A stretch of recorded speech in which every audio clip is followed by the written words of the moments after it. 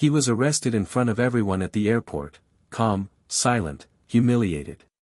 But 7 minutes later, the guards were begging for their jobs, and the world was watching. Huntsville National Airport buzzed with the usual rhythms of morning travel, rolling suitcases, overhead announcements, and the scent of strong coffee wafting through the terminal. Among the tide of passengers stood Blaze Bromley, a tall, composed black man in a sharply tailored gray suit. His presence was quiet, yet unmistakably commanding. In one hand, he held a sleek leather briefcase, in the other, the boarding pass to his flight bound for New York. His company, Nurasol Defense Systems, had just secured a confidential contract with the Department of Defense, and this trip was to finalize a billion-dollar deal. Blaze wasn't just another executive. He was a self-made CEO, one of the few African Americans to lead a defense tech corporation at such a high level. His path had been carved through prejudice, resistance, and decades of work. But today, he walked with ease, earphones in, mind focused on his upcoming meeting with DARPA. The VIP line stood nearly empty as he approached security, his boarding pass scanned with a friendly beep. Across the hall, two Transportation Security Administration officers, Harlan, Hank Detmer and Travis Connolly, watched him from behind their monitor. Both were in their early 40s, white, and known among staff for their shared suspicion of out-of-place types. Blaze, in their view, didn't quite fit. He was too polished. Too confident. Too black to be up front in business class without someone famous next to him. "He's got something weird about him," Travis muttered, nudging Hank. "Yeah. Probably a scammer or something," Hank replied. "You want to pull him?" As Blaze approached the conveyor belt, placing his briefcase in the bin with practiced precision, the two TSA officers stepped forward. "Sir, we need you to step aside for a random inspection," Hank said, but his tone wasn't neutral, it carried a sharpened edge, one that made nearby passengers pause. "Of course," Blaze answered, unbothered. He had nothing to hide and plenty of time. But then, without further explanation, Travis stepped behind him and pulled his arms back roughly. "You're being detained," he announced. "For what?" Blaze asked, now caught off guard. "We believe there may be fraudulent documentation involved and unauthorized access to restricted areas," Hank said, as if reading from a bad script. Gasps came from passengers around them. A woman in line, holding a toddler, shouted, "Wait, I know who that is. That's Blaze Bromley. He's the CEO of Nurasol." Another passenger started recording on his phone. "Y'all are making a huge mistake," someone called out. But the officers weren't listening. They had already cuffed Blaze and forced him down to his knees. His phone clattered to the floor. His suit was wrinkled and torn at the collar from the way Travis jerked his arms. The humiliation was complete. And Blaze, even as he was being dragged toward the detainment room, said nothing. He only looked forward, not at the officers, not at the growing crowd, but at something further. Something that would come next. The cold linoleum floor of the detainment room pressed sharply against Blaze Bromley's knees as he remained cuffed, kneeling, hands pinned behind his back. The air was sterile and thick with tension. The flickering fluorescent lights overhead hummed with eerie indifference, casting harsh shadows on the walls. Across the room, Travis stood stiffly, arms crossed, while Hank nervously paced, glancing between the door and Blaze like he was waiting for backup to justify the mess they had just created. Blaze didn't speak. He didn't shout. He didn't plead. He simply breathed, slow and controlled, a technique he'd mastered from years of boardroom pressure and military contracts, from countless moments where rage would have cost him everything. "Who are you really?" Hank snapped, stepping forward. "Tell us your real name. Don't give us this CEO crap." Blaze raised his head slowly, his voice calm and exact. "My name is Blaze Maurice Bromley. Date of birth, July 29, 1976. I am the CEO of Nurasol Defense Systems. If you check the federal database, you'll find my defense contractor ID is active and clearance level is I don't care what you say, Travis interrupted, tossing Blaze's wallet onto the table. These could be fake. We've seen people with all kinds of forged IDs. They're not fake, Blaze replied coolly. And you're about to find out why. Travis's lip curled. You think acting calm makes you innocent? No, Blaze said, locking eyes with him. It makes me in control. The room went silent. The type of silence that only follows when the balance of power begins to shift and no one realizes it until it's too late. Down the corridor, behind reinforced doors and security glass, alarms were beginning to quietly trigger.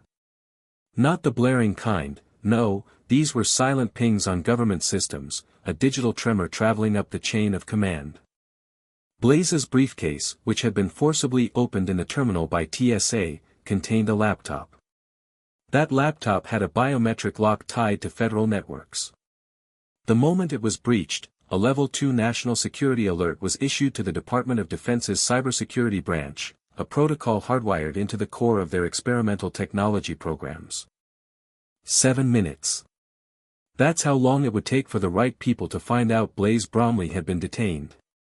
In those 7 minutes, every second ticked like a blade. Meanwhile, Travis grabbed a clipboard and started to fill out an incident report, his handwriting jerky, as if some part of him was beginning to understand he might have overstepped. Let's just hold him here while we verify some things, he said uncertainly.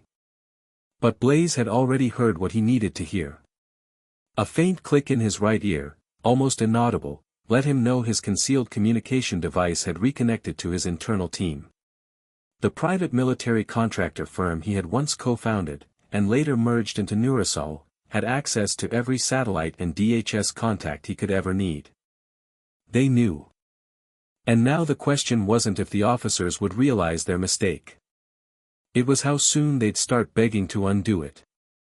At exactly 9:08 a.m., 7 minutes after Blaze Bromley had been forcefully detained and handcuffed by TSA officers Travis Connolly and Hank Detmer, a quiet storm began to sweep through the airport's hidden systems.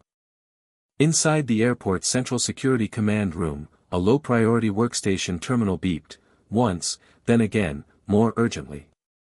The junior technician on duty, a man named Greg Talcott, glanced up from his coffee. At first, he thought it was just another system ping. But the source IP didn't match any local process. It was tagged with an encrypted government code, Black Diamond Tier. He squinted and muttered, "What the hell is Black Diamond?" Before he could call his supervisor, 3 more alerts hit the screen.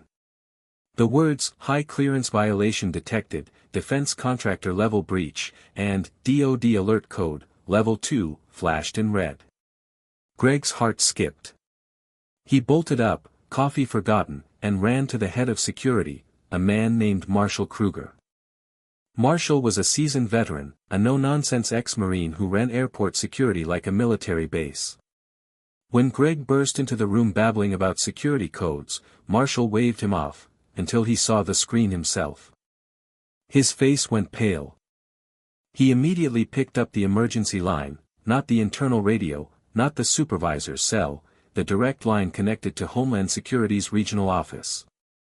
"This is Kruger, Huntsville Airport. We may have detained someone under federal protection. Requesting immediate verification of subject identity, Blaze Maurice Bromley." The silence on the other end of the line was terrifying. Then came a reply, sharp and icy. "Confirm spelling. Repeat identity. Blaze Bromley." "Jesus Christ," the voice on the other end muttered. "Stand by. Do not touch the detainee. Do not speak to him. You're about to be contacted by the Pentagon directly." Marshall's stomach sank. Seconds later, every connected device in the command room received an override message, blue screen, blinking white text. It read, "National Security Protocol 7 Delta initiated. Subject Bromley is a high-clearance defense executive. Immediate release ordered. Prepare for remote audit." Kruger turned to Greg.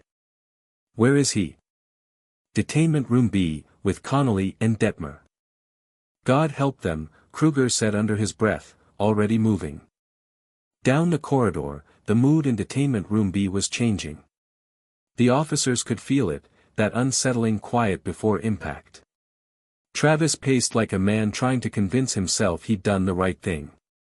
Hank stared at the monitor, eyes darting between the database and the still open folder of Blaze's ID. Suddenly, the door slammed open. Marshal Kruger entered, face thunderous, flanked by two internal affairs agents who had arrived via the executive elevator, agents neither officer had ever seen before. "Uncuff him. Right now," Kruger barked. "But," Travis started. "Now."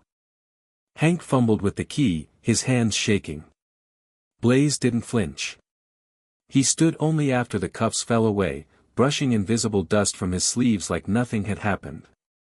Kruger's voice softened, but only toward Blaze.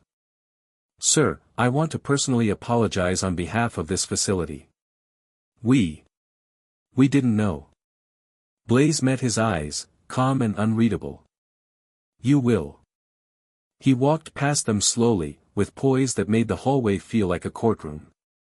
Not a man escaping embarrassment, but a man walking toward judgment. And judgment was coming. The walk from detainment room B to the private security office felt endless for Travis Connolly and Hank Detmer. Both officers had been ordered to report immediately, not by their direct supervisor, but by an external federal liaison who refused to give a name. That alone terrified them. Marshal Kruger, normally a man of steel nerves, stood stiffly outside the room, not meeting their eyes. He said nothing as the two TSA agents stepped inside. Waiting for them were three people, a black woman in a navy blue suit with a Department of Justice badge clipped to her pocket, a pale man with the insignia of the Office of the Secretary of Defense, and a third, silent, built like a wall, wearing a charcoal suit with no visible identification. The woman stepped forward. Her voice was measured, cold. "Officers Connolly and Detmer. You are being placed on immediate administrative leave pending a formal investigation into misconduct, racial profiling, and unauthorized detainment of a federal contractor with the highest level defense clearance." Travis's throat tightened. We thought he was suspicious. We were just doing our job." "Suspicious," the DOJ representative repeated, eyebrows raised. "A man in a business suit, with federal documentation, walking through a checkpoint like any other executive? That's suspicious to you?" "We didn't recognize the name," Hank muttered. "That's not a defense. That's a confession," the man from the Defense Department said flatly. The third person, the silent one, handed over a folder. Inside was a printed dossier. Photos, federal clearances, contracts signed by the White House. On the cover, Blaze Maurice Bromley, Black Diamond Level Clearance, Nurasol Defense Systems CEO. Travis felt as if the oxygen had been sucked from the room. Then, to their horror, the screen behind the table flickered on. A live video feed began playing. It showed them at the checkpoint. The moment they stopped Blaze. The moment Travis pulled his arms behind him. The moment Hank pushed him down to the floor. All of it, captured in crisp HD, with time stamps. "Do you realize," the woman continued, "that the laptop you cracked open without consent triggered a national cyber defense alert? That your actions prompted the Department of Defense to freeze access to 4 critical systems for 10 minutes, including one monitoring international missile launches?" "What?" Hank whispered, face white. "This isn't just excessive force. This is a violation of national security protocol." Travis tried again. "We weren't told. We didn't know he was." "You didn't ask," the DOJ agent cut in. "You assumed. You profiled. You overstepped." There was a pause. Then she leaned forward. "I'll be clear, neither of you are being charged. Yet. But you are both suspended, effective immediately. You will surrender your credentials, your clearance badges, and your service weapons." "Please," Hank said, nearly choking. "Don't let this destroy our careers." We didn't mean. Outside the room, Blaze stood just down the hallway, speaking quietly into his phone. He wasn't watching. He didn't need to. Because the system was watching for him now. And the ones who had tried to humiliate him, were now pleading to keep what little authority they had left. Their downfall had begun the moment they put their hands on him. And now, power had shifted. Blaze stood near the large glass windows of the executive concourse, gazing out at the tarmac. A private jet, arranged last minute by the Department of Defense, waited for him at Gate 7, its engines humming low, pilots standing by. But Blaze wasn't in a hurry to board. He was listening. Through the discreet earpiece in his right ear, every word from the interrogation room reached him clearly, the desperation in Travis's voice, the cracking in Hank's composure, the cold authority in the federal agent's replies. He didn't smile. There was no triumph in his face, no smugness. Only silence. He had been here before, in different forms, a young black engineer underestimated in boardrooms, a startup founder dismissed as a diversity hire, a defense contractor forced to prove himself 3 times over while his white peers breezed through with average credentials. But this was different. This was systemic arrogance meeting a man it didn't recognize, and being forced to pay attention. A man in a dark blue Air Force uniform approached quietly. Colonel Franklin Mayers. Older, thoughtful, and one of the very few Blaze trusted at the higher levels of national defense. They're offering a formal apology, the colonel said. The head of TSA is personally requesting a meeting. They're already drafting a statement. Blaze didn't turn from the window. I'm not interested in apologies. Colonel Mayers nodded slowly, knowing this wasn't anger, it was resolve. Then what do you want, Blaze? I want reform. I want systemic accountability. I want every TSA officer trained in implicit bias and use of force protocols, not just checked off on a yearly PowerPoint. I want real repercussions for profiling, not just a PR cleanup. And I want it written into policy, not promised in a press release. The colonel exhaled. That's a tall order. I'm a tall man, Blaze said, finally turning to face him. And I'm not alone.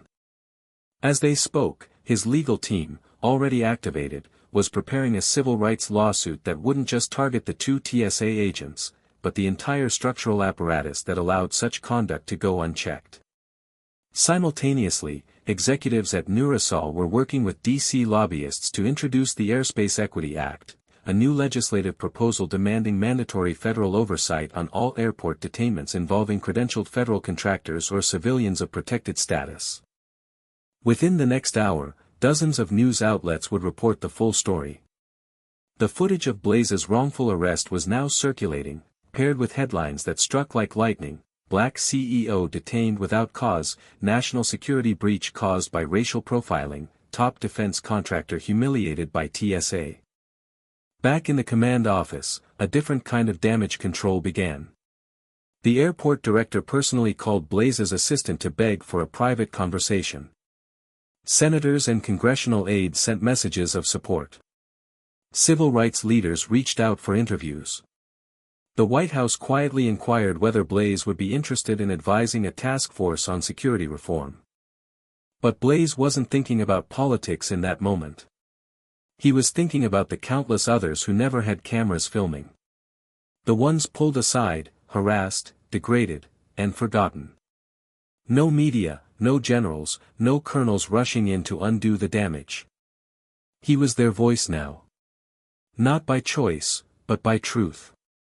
As the doors to Gate 7 opened, and Colonel Mayers escorted him toward the private jet, Blaze glanced back one last time at the terminal. Not to remember the humiliation, but to remember why it had to matter. The video of Blaze Bromley's arrest swept through the internet like wildfire. Within hours, major news networks picked up the footage, a grainy yet undeniable clip of 2 white TSA agents violently detaining a calm, well-dressed black man at a terminal.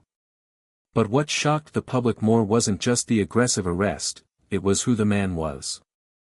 Headlines exploded. TSA detains top defense CEO without cause. Billion-dollar executive mistaken for criminal. Black man harassed at airport turns out to be U.S. government's most trusted contractor. The public outrage was immediate and unrelenting. On social media, hashtags like #JusticeForBlaze, #FlyingWhileBlack, and #DignityDenied began trending globally. Civil rights organizations such as the ACLU and NAACP released official statements condemning the profiling incident, and called for urgent reform within airport security structures. At a press conference the next day, Nurasol Defense Systems issued a sharp statement. Mr. Bromley was not simply a businessman wrongfully detained, he is a critical national asset. His projects protect millions. His rights were violated, and the implications of that go beyond him. They speak to how easily dignity is stripped from even the most accomplished, simply because of race. But it wasn't just activists and journalists paying attention. Lawmakers across both aisles took notice. Senator Corinne Maddox of Massachusetts, herself a former civil rights attorney, delivered a fiery speech on the Senate floor. If Mr. Bromley, a man with top-level government clearance and national security significance, can be profiled, cuffed, and humiliated in broad daylight, what does that say about the safety of every black man, woman, and child who dares to walk through a terminal without a million-dollar title behind their name? By the end of the week, a federal investigation into TSA procedures was announced by the Department of Homeland Security. A special task force was assembled, and Blaze was formally invited to advise as a strategic consultant on airport profiling policies. Blaze, however, remained largely out of the spotlight. He declined interviews, avoiding the temptation of spectacle. Instead, he met behind closed doors with policymakers, military officials, and legal teams to ensure that this moment would lead to structural change, not just trending outrage. At Nurasol's headquarters in Atlanta, Blaze sat quietly in his office late one evening, reading through dozens of letters and emails. Some were from executives, some from young black students, others from airport staff around the country thanking him for standing firm. One message stood out. It came from a father in Chicago. "My son saw what happened to you. He asked me, 'Daddy, will that happen to me too?' I didn't have an answer. But now I can tell him, there are men like you out there, fighting so that one day the answer will be no." Blaze read it twice. Then closed his laptop. He wasn't interested in becoming a martyr. But if his name, his reputation, and his presence could shake the ground hard enough to make lasting changes, then he'd carry the weight without hesitation. The humiliation he endured had become fuel. And the fight had only just begun. 3 weeks after the incident at Huntsville National Airport, sweeping changes began to materialize across the country. Airports in every major city, from Los Angeles to Atlanta to Washington, D.C., announced emergency reviews of their internal detainment protocols, especially those involving racial profiling. TSA leadership faced internal hearings, and several high-ranking regional supervisors were placed on probation. But none of this happened spontaneously. It all stemmed from the relentless pressure applied behind the scenes, by Blaze Bromley and his growing coalition. Blaze had assembled a task force of legal experts, policy strategists, civil rights leaders, and cybersecurity specialists. Their goal wasn't just to punish, it was to rebuild. Operating out of a newly founded initiative called Gate 1 Foundation, the team began drafting a legislative proposal titled the Equal Passage Act, designed to create an independent review body that would audit detainments at federal transportation hubs. He also pushed for legislation that would require the Department of Transportation to include bias response audits in its annual compliance reports, and mandatory implicit bias training for all TSA agents, not as a yearly slideshow, but as immersive, certified education led by trauma psychologists and racial equity scholars. Behind closed doors, there were skeptics. Lawmakers who believed it was too ambitious, or politically risky. But Blaze had leverage. He wasn't asking for favors, he was wielding influence earned over decades. And he had something that few others did, public trust. Not as a victim, but as a builder. A fixer. In one critical meeting with the Senate Homeland Security Committee, a senior advisor challenged him. "Mr. Bromley, respectfully, this level of change requires billions in reallocation. Do you truly believe profiling can be trained out of a system?" Blaze's response was cool and cutting. "No. But I believe accountability can be trained into it. Profiling thrives in shadows. I intend to flood it with light." Meanwhile, the two TSA officers involved, Travis Connolly and Hank Detmer, had become symbols of a broken system. Public backlash had forced them into seclusion. Internal Affairs had opened a misconduct case, and local civil rights attorneys had begun gathering statements for possible criminal charges. Blaze never once mentioned their names publicly. He didn't need to. The system they represented was the true target, not the individuals who had played their part in it. Ironically, the humiliation they tried to inflict on him had only elevated his voice. He now sat in meetings with cabinet members, military generals, and civil rights legends. But despite the influence, Blaze remained grounded. One afternoon, while speaking to a group of black high school students in Montgomery, a teen girl raised her hand and asked, "How did you not lose control? When they hurt you like that in front of everyone?" Blaze paused. Then answered. "Because they wanted me to rage. They wanted me to give them an excuse. But I refused to give them more power than they already took." Sometimes, the most radical thing you can do, is stay silent just long enough to build something that outlives them. The crowd fell into deep, thoughtful silence. As Blaze walked off the stage, one of the local educators whispered, "You're not just changing airports. You're changing how young black people see their place in this country." And Blaze knew, that was the real victory. Not the headlines. Not the apologies. But the legacy that was slowly forming, minute by minute, out of injustice turned into purpose. On a crisp spring morning, exactly 1 month after the incident that had shocked the nation, Blaze Bromley returned to Huntsville National Airport. This time, he wasn't alone. Representatives from the Department of Justice, civil rights observers, and several newly appointed TSA reform officers accompanied him. The visit was both symbolic and strategic, a final step in a process that had begun with humiliation and ended in transformation. As he stepped into the terminal, the atmosphere had noticeably changed. Gone were the stares, the tightened security clusters, the shadowed suspicion. Instead, large banners hung from the rafters, "We stand for equal treatment. We stand with integrity." The newly trained TSA agents stood at attention, dressed sharply, their body language more respectful than rigid. A new security manager, a woman named Veronica Hayes, walked over to greet Blaze. She was young, Latina, and had been handpicked by the task force for her reputation of fairness and her deep commitment to equity. She extended her hand. "Mr. Bromley. Welcome back. We've been expecting you." Blaze shook her hand firmly. "This place feels different."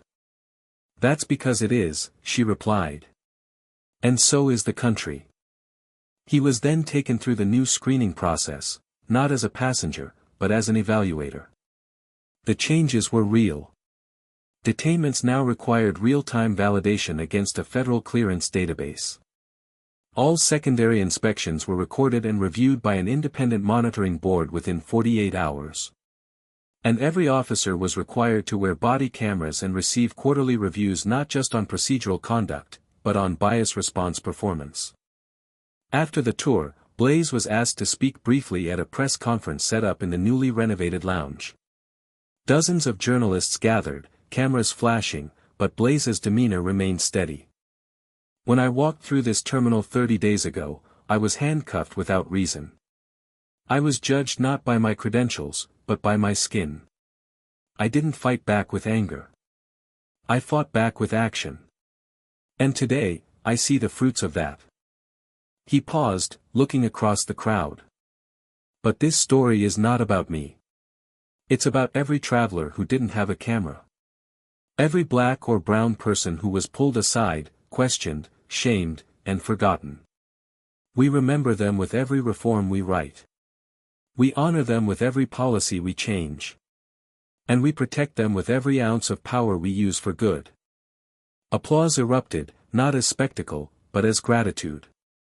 As the crowd dispersed, a small boy, maybe 10 years old, dark-skinned and wide-eyed, approached Blaze with his mother. The boy held a toy airplane in one hand and whispered, "I want to fly one day. Like you." Blaze knelt down beside him, meeting him eye to eye. "Then you will. And no one will stop you. Not anymore."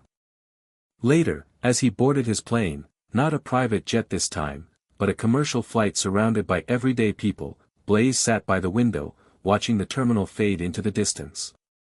His phone buzzed quietly. A message from the White House: final approval granted. Equal Passage Act to be signed next week. He exhaled. The same airport that had tried to break him had now become the birthplace of national change.